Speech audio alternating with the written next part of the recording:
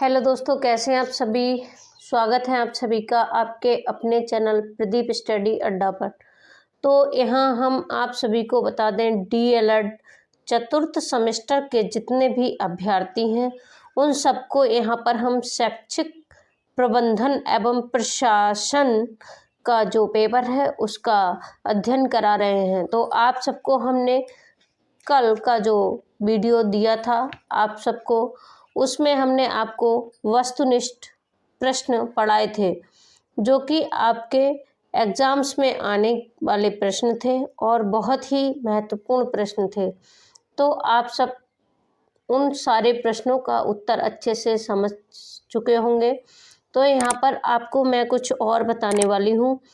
आप लोग को एक ही वीडियो में मैं यहाँ पर बहुत कुछ बताने वाली हूँ। आप लोग इस वीडियो को बिना स्किप किए शुरू से एंड तक पूरा देखें। और आज हम यहाँ पर अति लघु उत्तरीय प्रश्नों का अध्ययन करने वाले हैं। तो अति लघु उत्तरीय प्रश्न, जैसा कि यहाँ पर प्रश्न दिया है, शैक्षिक प्रबंधन से आप क्या समझते हैं, तो इसका उत्तर आपको लिखना है कि शैक्षिक प्रबंधन से आशय है मतलब इससे तात्पर्य है, ये भी कह सकते हो आप। किस चीज़ का तात्पर्य है? कक्ष प्रबंधन, मतलब जो स्कूल का कक्षा होता है, क्लास होता है, उसका जो कक्ष होता है, स्कूल का क्लास रूम होता है, उसका प्रबंधन। शिक्षण अधिगम सामग्री, जैसे वहाँ पर टीचर जो शिक्षण कराते हैं, जो बच्चे अधिगम करते हैं, उसके लिए जो सामग्री होती है उसका शैक्षण प्रबंधन से संबंध होता है।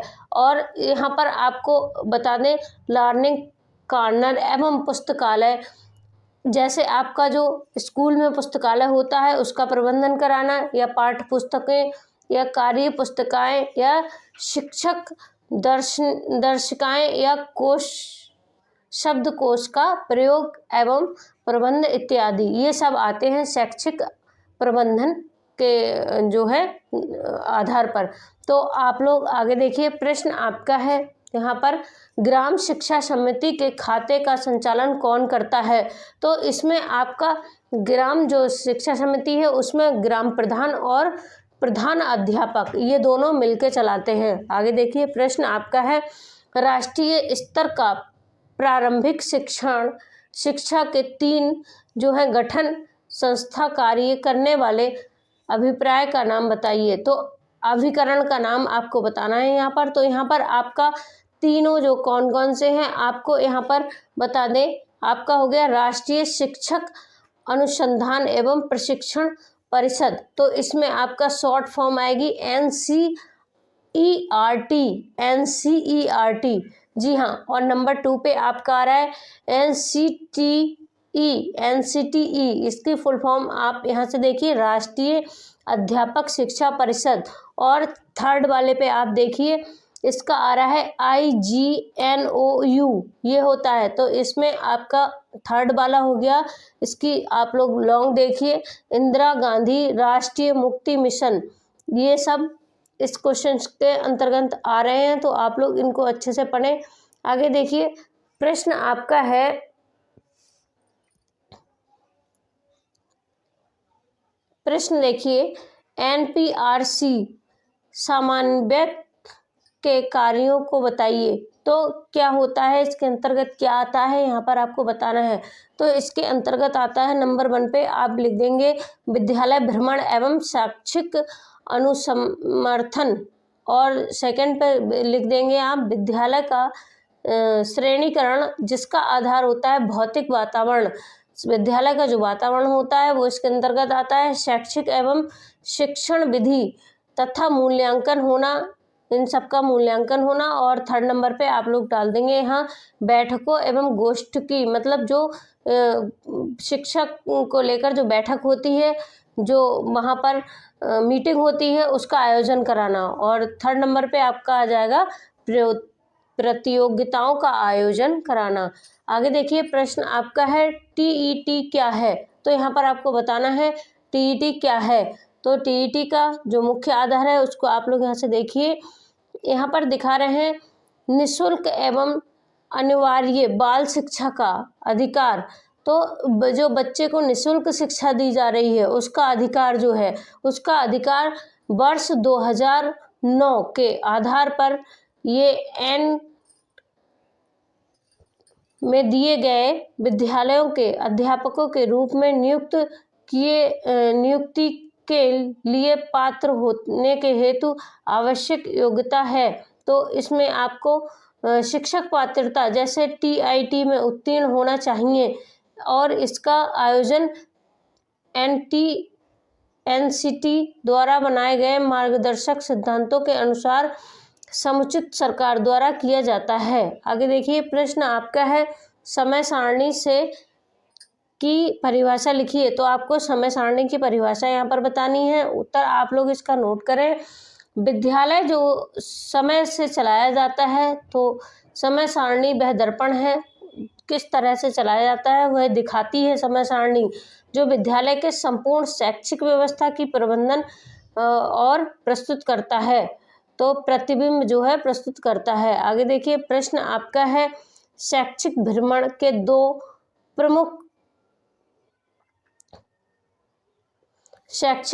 के दो महत्व बताइए। तो यहाँ पर जो विद्यालय से टूर वगैरह जाते हैं तो उसके बारे में पूछा गया है कि उसके 2 महत्व क्या होते हैं।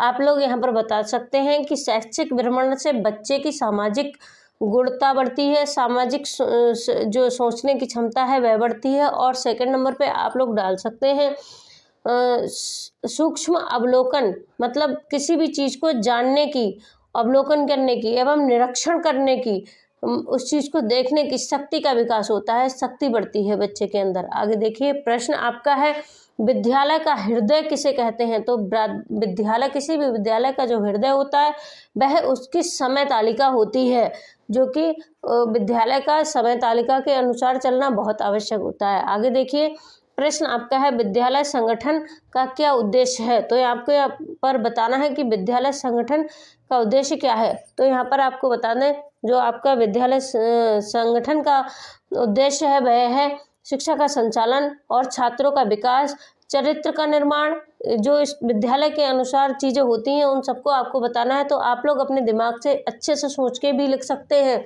ये क्वेश्चन बहुत ईजी है।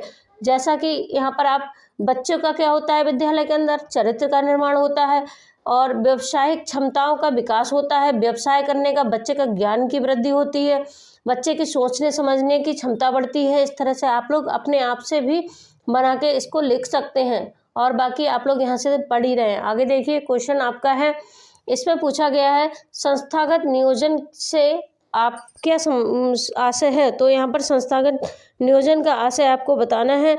यहाँ पर WH बूच के अनुसार इन्होंने कहा है किसी संस्था के संरक्षण द्वारा अनुभूति, आवश्यकताओं तथा प्राप्त संसाधनों या अन्य संसाधनों जिनके द्वारा होने का संभावना हो, उनके आधार पर उनके विकास के लिए बनाया गया कार्यक्रम उस संस्था की योजना कहलाता है। जी हाँ, आप लोग इसको नोट करें और अच्छे से समझ लें। आगे देखिए, क्वेश्चन आपका है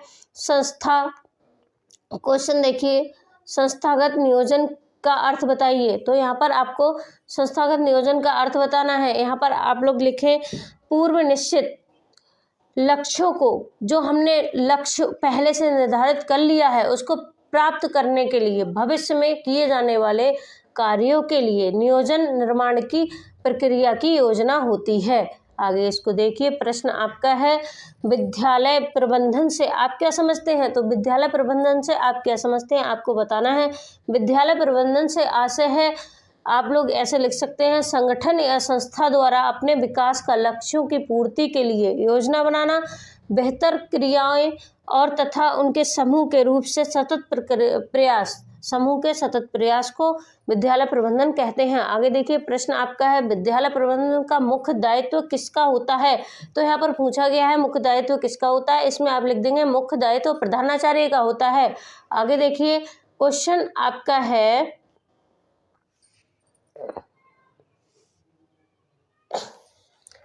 यहाँ से देखिए, क्वेश्चन आपका है विद्यालय प्रबंधन के 2 विशेषताओं का उल्लेख कीजिए। तो 2 विशेषताएं आपको बतानी है, जिसमें आपकी नंबर 1 हो जाएगी विद्यालय प्रबंधन में लचीलापन होना चाहिए, और नंबर 2 आपकी हो जाएगी विद्यालय प्रबंधन में व्यवहारिकता होनी चाहिए।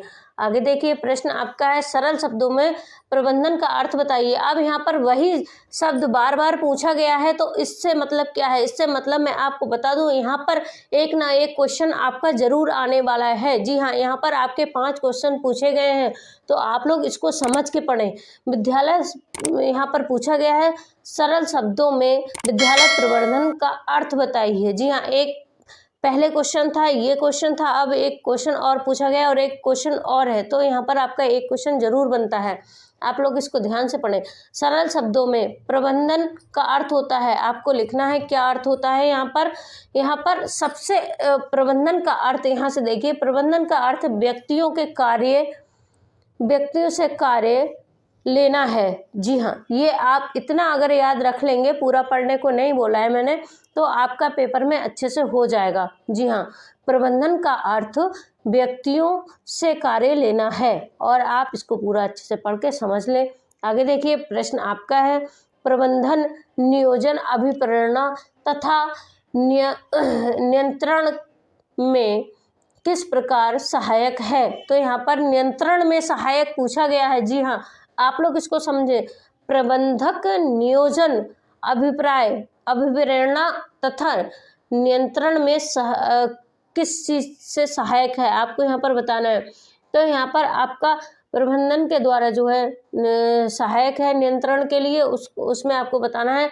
यहाँ पर विकास में वृद्धि होती है, सहायक किस तरह से होता है? विकास में वृद्धि होती है। और इसके आगे देखिए, इन सभी तत्वों को मजबूत करके संस्थाओं को लाभ पहुंचता है। आगे देखिए, लाभ पहुंचाने में सहायक सिद्ध होती है। जी हाँ, आगे देखिए, प्रश्न आपका है छात्रावास के संचालन के लिए विभिन्न समितियों कौन कौन सी गठित की जाती हैं?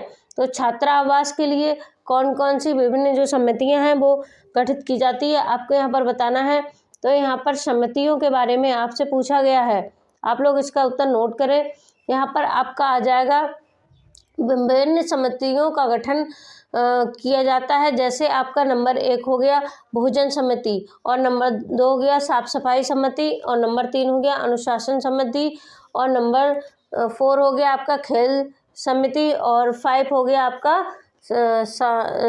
सांस्कृतिक कार्यक्रम समिति। जी हाँ, ये आपकी 5 समितियां हैं, और भी समिति होती हैं, आप लोग अपने मन से सोच के भी लिख सकते हैं। आगे देखिए, प्रश्न आपका हो गया विद्यालय में खेल का मैदान क्यों आवश्यक है? तो आपको बताना है विद्यालय में खेल का मैदान क्यों आवश्यक है। आप सभी जानते होंगे, इसको आप लोग खुद से लिख सकते हैं। जैसे कि अगर मैदान नहीं होगा तो बच्चे विभिन्न प्रकार के खेल नहीं खेल सकते हैं और खेल में भाग नहीं ले सकते हैं। जैसे आपका हो गया क्रिकेट हो गया, हॉकी हो गया, फुटबॉल हो गया इत्यादि, और बहुत से खो खो हो गया, कबड्डी हो गया। इन सब खेलों को खेलने के लिए मैदान की आवश्यकता होती है। इसीलिए स्कूल का भवन निर्माण करते समय, स्कूल को बनाते समय वहाँ पर खेल के मैदान के लिए अधिक क्षेत्र छोड़ देना चाहिए, और छोड़ा जाता है। इस तरह से आप लोग लिख सकते हैं। आगे देखिए, प्रश्न आपका है मानवीय संसाधनों के प्रबंधन से क्या तात्पर्य है? तो आपको यहाँ पर बताना है मानवीय जो संसाधन है उनसे क्या तात्पर्य है। आपको यहाँ बताना है कि इसका तात्पर्य होता है योग्यता अनुसार कार्य और वितरण से, और जिसको व्यक्ति की क्षमता की परीक्षा के जो है परीक्षा के पश्चात प्रदान किया जाता है। जैसे मानवीय संसाधनों का सकुशल प्रबंध ही किसी विद्यालय की शैक्षिक व्यवस्था के मुख्य आधार होते हैं। आगे देखिए, प्रश्न आपका है विद्यालय प्रबंधन के लक्षणों एवं उद्देश्यों का प्रतिपादन कौन करता है? तो यहाँ पर उद्देश्यों का प्रतिपादन कौन करता है, ये आपसे पूछा गया है। तो यहाँ पर आपका जो है राइट आपको लिखना है, यहाँ पर विद्यालय के लक्षणों एवं उद्देश्यों का प्रतिपादन समिति द्वारा किया जाता है। जो समिति होती है उसके द्वारा किया जाता है। आगे देखिए, प्रश्न आपका है विद्यालय प्रबंधन का आंकलन कौन कौन सी समितियां करती हैं, तो यहाँ पर पूछा गया है कौन कौन सी समितियां करती हैं। तो यहाँ पर आपको लिखना है परिषद, शिक्षक परिषद और छात्र परिषद, शिक्षक समितियां, विशिष्ट समितियां एवं सामाजिक सेवा समितियां, ये सारी समितियों के द्वारा किया जाता है। आगे देखिए प्रश्न आपका हो गया विद्यालय प्रबंधन क्षेत्र के कोई 4 कार्य बताइए। तो यहाँ पर 4 कार्य पूछे गए हैं, 2 भी पूछे जा सकते हैं, शॉर्ट में आपसे 1 भी पूछा जा सकता है और आपसे बहुविकल्पीय भी यहाँ पर बनाया जा सकता है। तो आप लोग इनको अच्छे से समझें। यहाँ पर नंबर 1 में आपका हो गया शिक्षक वर्ग के कार्य में समन्वय, और सेकंड नंबर पे आपका हो गया पाठ्यक्रम नियोजन एवं कार्य विभाजन, और नंबर 3 नंबर पे आपका हो गया विद्यालय में अनुशासन बनाए रखना, और नंबर 4 पे आपका हो गया विद्यालय का सजावट बनाना। इस तरह से आपका और भी हो सकता है, जैसे विद्यालय में सजावट के लिए टैग बोर्ड लगाना, या विद्यालय में सजावट के लिए जो है समय समय पर बच्चों के लिए प्रोत्साहन के लिए, जैसे दशहरा हो गया तो दशहरा में उस रंगोली बनाना, दीपावली पे रंगोली बनाना, या फिर किसी और भी प्रकार से दिया बनाना, मेकिंग कार्ड मेकिंग करना, ये सारे सब आते हैं। तो आप लोग इनमें से कुछ भी लिख सकते हैं। आगे देखिए प्रश्न आपका है राष्ट्रीय शिक्षक शिक्षा परिषद एक्ट कब बना। तो यहाँ पर राष्ट्रीय शिक्षक शिक्षा परिषद एक्ट कब बना, ये आपको बताना है। तो यहाँ पर आपका जो है उत्तर हो गया 1993 में बना था, यानी कि 1993 में बना था, ये आपको याद रखना है। आगे प्रश्न देखिए समुदाय का अर्थ बताइए। यहाँ पर आपको समुदाय का अर्थ बताना है। तो समुदाय को अंग्रेजी भाषा में कम्युनिटी भी कहते हैं, और इसके ये 2 शब्दों से मिलकर बना हुआ है, जैसे कम प्लस म्यूनिटी, इसका मतलब होता है कम एक साथ सेवा करना, इसका अर्थ हुआ एक साथ सेवा करना। इस प्रकार कम्युनिटी का अर्थ हुआ एक साथ सेवा करना, मतलब सब लोग एक साथ मिलकर सेवा करना। यहाँ पर कुछ वैज्ञानिकों ने अपने मत दिए हैं, जैसे बोगार्ट्स के अनुसार इन्होंने कहा है परिभाषित इन्होंने किया है समुदाय एक ऐसा सामाजिक समूह है जिसमें कुछ मात्राओं के हम की भावना होती है। हम की भावना का मतलब होता है हम सब में आपका आ गया समुदाय, मैं में एक हो गया, हम में हम सब, बहुत सारे लोग समुदाय में रहने वाले, और एक क्षेत्र विशेष में रहते हैं, जो एक क्षेत्र विशेष में रहते हैं और जो समुदाय में रहते हैं, वह हो गया समुदाय का अर्थ। जी हाँ, आगे देखिए प्रश्न आपका हो गया राष्ट्रीय शिक्षा योजना तथा प्रशासन का संस्थान किस शहर में है। तो ये आपको पता होगा, आपका कहाँ पर है, ये है न्यू दिल्ली में। जी हाँ, तो आपको यहाँ पर दिल्ली में लिखना है। मातृ शिक्षा, प्रश्न देखिए मातृ शिक्षक संघ की स्थापना क्यों की गई। तो ये आपको बताना है मातृ शिक्षक संघ की स्थापना क्यों की गई। यहाँ पर आपको जो है लिखना है अपने शब्दों में, महिलाओं और बच्चों में जो मातृ संघ की स्थापना की गई, वह आज प्रदेश के प्रत्येक विद्यालय में मातृ शिक्षक संघ की संस्थापना की जा चुकी है। तो यहाँ इसका मतलब हुआ शैक्षिक एवं सामाजिक लाभ की सूचनाओं के लिए महिलाओं तक पहुँचाने के लिए यहाँ पर मातृ शिक्षक संघ की स्थापना की गई है। आगे देखिए प्रश्न आपका है अभिभावक शिक्षक संघ के समुदाय की कुल संख्या कितनी होती है। तो यहाँ पर आपकी इस संख्या जो होती है वो होती है 20। आगे देखिए प्रश्न आपका है विद्यालय अनुदान पर टिप्पणी लिखिए। तो आपको एक विद्यालय अनुदान पर टिप्पणी लिखना है, जिसको मैं यहाँ पर बता रही हूँ, और आप अपने मन से भी टिप्पणी लिख सकते हैं। तो विद्यालय के वित्तीय प्रबंधन हेतु राज्य सरकार के अनुदान प्रत्येक विद्यालय को प्राप्त होता है। राज्य सरकार के द्वारा अनुदान जो है हर एक विद्यालय को प्राप्त किया जाता है। जैसे यहाँ अनुदान निरीक्षण बेसिक शिक्षा अधिकारी के द्वारा विद्यालय को प्राप्त होता है। इसी अनुदान के विद्यालय में खर्चे चलते हैं, जो अनुदान मिलता है उसी से विद्यालय में खर्चे चलते हैं। जैसे शिक्षकों का भुगतान भी बेसिक शिक्षा परिषद के द्वारा किया जाता है। शिक्षकों को जो सैलरी दी जाती है वो भी बेसिक शिक्षा परिषद के द्वारा दी जाती है। इसी तरह से आपका प्रश्न है, समुदाय से प्राप्त धन क्या होता है? तो जो समुदाय से धन प्राप्त होता है वह क्या होता है, उसको आपको बताना है। यहाँ पर विद्यालय के समुदाय के सदस्य जो होते हैं, जैसे बहुत जो पैसे वाला होता है, धनी माना जाता है, उसको समाज सेवा संस्थाओं द्वारा संस्थान विद्यालय के क्रियाकलापों, विद्यालयों में जो कार्य होते हैं उनके हेतु धन दिया जाता है। यह धन विद्यालय की वित्त व्यवस्था को सुधारने के लिए सहायक होता है और इससे विद्यालय में समुदाय विद्यालय में कमरे का निर्माण कर दिया जाता है और वहाँ पर जो भी कार्यों की ज़रूरत होती है उसमें भी खर्च किया जाता है। आगे देखिए, प्रश्न आपका है, कक्षा कक्ष प्रबंधन से क्या तात्पर्य है? तो आपको बताना है कक्षा कक्ष से क्या तात्पर्य है। यहाँ पर आपको बताना है मानवीय संस्थाओं से होता है। इससे शिक्षण अधिगम प्रक्रिया को प्रभावी बनाने के लिए कक्षा कक्षों की प्रक्रिया होती है। इसका मतलब है, आपको बता दें, विद्यालय में जो कक्ष बनाए जाते हैं तो अच्छी शिक्षा प्राप्त हो सके, जिससे अच्छे उपकरण और अच्छे चरित्रवान अच्छी चीज़ों की व्यवस्था हो सके।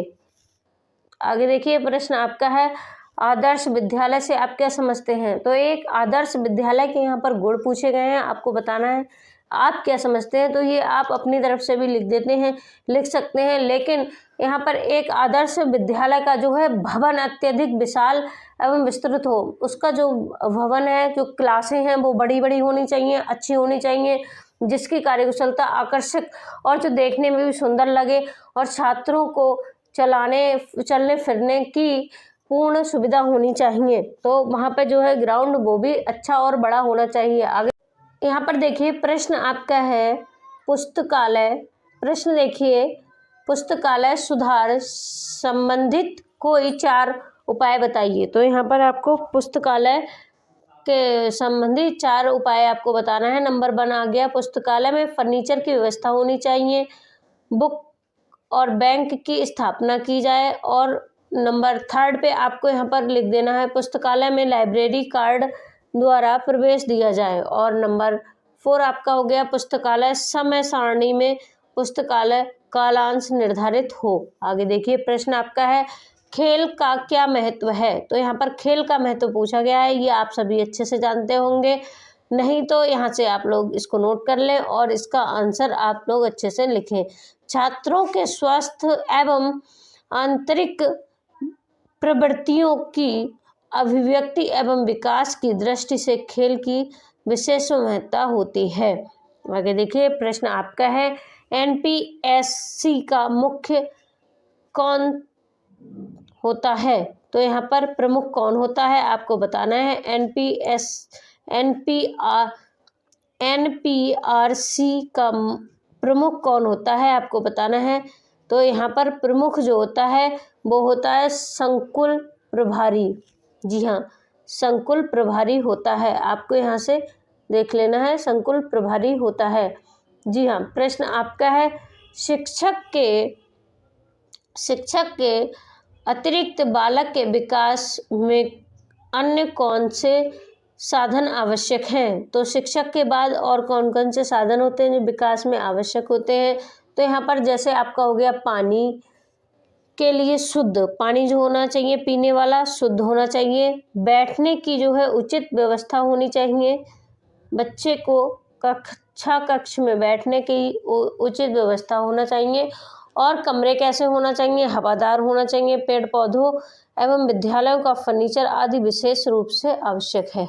आगे देखिए, प्रश्न आपका है, समय तालिका का साधन ये क्या साध्य बताता है? तो समय तालिका क्या बताता है, क्या चीज़ें बताता है, आपको यहाँ पर पूछा गया है। आपको बताना है यहाँ पर समय तालिका का एक साधन है, ये साध्य बताता है। समय तालिका को स्वयं में एक साधन के रूप में समझना चाहिए। समय तालिका जो होती है वो अपने आप में ही एक साधन होती है। इसके द्वारा जहाँ भी इसका प्रयोग हमें साधन के रूप में करने की चेष्टा की जाती है, वह अपने गौरव को समाप्त कर देता है। आगे देखिए, प्रश्न आपका हो गया समय सारणी क्या है। तो यहाँ पर पूछा गया है समय सारणी क्या है। आपको बताना है जो हमारा दैनिक कार्यों को नियोजित योजनाबद्ध रूप से, हमारे रोज के जो कार्य हैं उनको योजनाबद्ध रूप से संचालित करे, उसको हम समय सारणी कहते हैं। जैसे आपका विद्यालय, जो विद्यालय होता है वह व्यवस्था करता है किसके अनुसार, वह समय सारणी कही जाती है। विद्यालय में हर एक काम समय से होता है, प्रेयर के लिए भी टाइम होता है, हर सब्जेक्ट के लिए, हर क्लास के लिए, हर चीज़ के लिए समय जो है निर्धारित होता है। आगे देखिए, प्रश्न आपका है राष्ट्र के अनुसार पाठ्य सहगामी क्रियाएं क्या हैं। तो आपको बताना है राष्ट्र के अनुसार पाठ्य सहगामी क्रियाएं क्या हैं। इसका उत्तर आप लोग नोट करिए। शिक्षा प्रशिक्षण की धारणा जो बच्चों के प्रत्यक्ष अनुभवों या प्रत्यक्ष जीवन यापन, बच्चों का जो अनुभव होता है, जो जीवन यापन द्वारा सीखने के विकास कराता है। स्कूल को एक छोटा समाज समझने की धारणा, बच्चों में सामाजिक क्रियाओं में वास्तविक रूप से भाग लेना और समय जीवन व्याप्त करना, और इन आदर्शों का प्राप्त हेतु विद्यालय की स्वैच्छिक क्रियाओं का मार्गदर्शन किया जाना चाहिए। ये सब राष्ट्र के अनुसार राष्ट्र ने कहा है। आगे देखिए, प्रश्न आपका है माध्यमिक शिक्षा आयोग के अनुसार पाठ्य सहगामी क्रियाओं की आवश्यकता बताइए। तो यहाँ पर माध्यमिक शिक्षा आयोग के अनुसार पूछा गया है। आपको बताना है माध्यमिक शिक्षा आयोग के अनुसार जो है क्या होती हैं। तो यहाँ पर आपको हेडिंग डाल के नोट करना है। देखिए, यहाँ पर आपका हो गया स्वच्छ, आनंद तथा सुव्यवस्थित स्कूल भवन मिल जाने के लिए पश्चात हमें चाहेंगे कि स्कूल में विभिन्न प्रकार की समृद्ध क्रियाओं का आयोजन किया जाए और विद्यार्थियों के विकास के लिए आवश्यकताओं की पूर्ति करी जाए। यहाँ पर मनोरंजन के जो है कार्य किए जाएं और क्रियाओं तथा जो वहाँ पर योजनाएं होती हैं उनकी व्यवस्था की जाए और बच्चों को प्रभावित करने के लिए विभिन्न प्रकार की रुचियां जो हैं वो की जाएं। तो ये सब माध्यमिक शिक्षा आयोग के अनुसार होती हैं। आगे आज के लिए इतना ही, मिलते हैं नेक्स्ट क्लास में। अगली क्लास में ये आपका पार्ट 1 हो गया। पार्ट 2 में आप लोग तब तक वीडियो को ज़्यादा से ज़्यादा शेयर करें, प्लस अगर आपको अच्छी लगी हो तो आप लाइक करना ना भूलें। आप लोग लाइक करें और आप लोग जो नए भाई बहन जुड़े हैं वो चैनल को सब्सक्राइब करें और आप लोग मन लगा के यहाँ से अपना अध्ययन करें। Thank you.